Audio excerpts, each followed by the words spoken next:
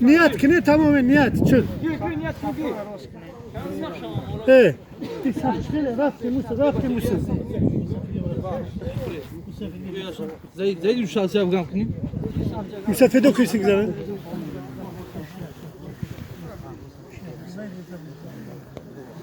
سفارة راس کنه بردان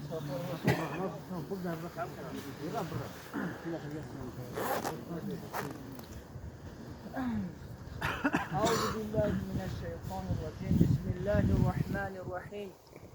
الحمد لله نحمده ونصلي على رسوله الكريم قال الله تبارك وتعالى في القرآن المجيد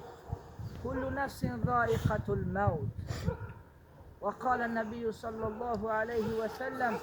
تحفة المؤمن الموت صدق الله العظيم وصدق نبيه ورسوله الكريم سروران عزیز و حضار گرامی قدر الله تبارک و تعالی همه ما و شما را مخلوق خلق کرده است مخلوق سازنده خدا هست الله ساخته است ما را و بازم برگشت ما به طرف الله است خود الله تبارک و تعالی در قرآن می‌فرماید انا لله و انا الیه راجعون ما را الله تبارک و تعالی آفریده است و برگشت ما را به طرف الله است این همیشه در گوش ما و شما باید باشد که ما یک وقت نه یک وقت این دنیا را فانی می‌کنیم قرآن می‌فرماید کل نفس ذائقة الموت در این دنیا همه جنبنده همه چیزی که نفس میکشد یک وقت نه یک وقت نه این نفس را بس میکند کشیدنش را و چشنده اون مرگ میشود کل نفس ذائقة الموت موت را میچشد مزه مرگ را میچشد که هیچ طبیبی نیست که این را دوا داشته باشد براش الله تبارک و تعالی این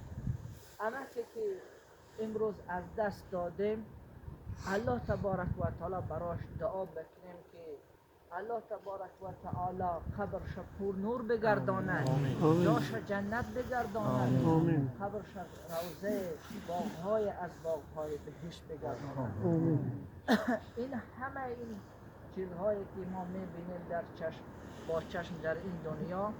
این عبرت برای ما هست که ما را در این دنیا همیشه نیستی یک وقت نه یک وقت ما را در همین مرکب در همین سواران میبرند به طرف قبرستان اونجا بر ما جنازه نماز خوانده میشود و دعای میشود برای این روز باید آماده باشیم باید عمل زیاد بکنیم خیر سخاوت خیر خواهی همچنان که همه همینجا سخن باشد همه انسان های میدانستن خوبی های این را میدانستن الله تبارک و تعالی میفرماید که یا ایها الذین آمنوا اتقوا الله ای کسانی که ایمان آوردید از خدا بترسید قولا سدیدا سخنهای خوب بزنید ما یگان بار از این عمل یگان سخن بد را هم نشنیدیم هیچ کس هم از این ناراحت نیست هر کس اگر از این عمل حق دارد مقروض بده قرض از اونها گرفته باشد فرزنداش اینجا هستند حق عباد را انشاءالله برآورده میکنند بیاین مثال گپ بگن که مثال گپ امک از ما این چیز را گرفته هست میگردن فرزنداش اینجا هست ابوبکر یعقوب هستن اینجا دیگر خشتبارها با بیاین مثال گپ بگن که فلان چیز را برداشتن از ما گرفته باشن پس میگردن اینها این چون حقوق العباد هست حقوق العباد باید در همین دنیا برای اون بندگان